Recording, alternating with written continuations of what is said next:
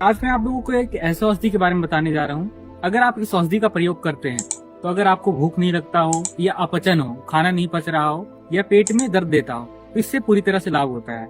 इस औषधि का नाम है चित्रक और इसे चित्रा भी कहा जाता है। आप इसका पहचान देख सकते हैं। ये मेरे पास सफेद कलर का चित्रक है और इसकी 3 प्रजातियां होती है।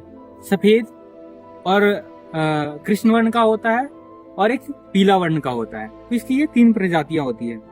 ये विशेष रूप से दीपन पाचन के लिए प्रयोग किया जाता है। मैं आपको एक चरक सूत्रस्थान का एक श्लोक बता रहा हूँ। चित्रक मूलम दीपनीय पाचनीय गुद सोथ अर्थ सुलहरनाम।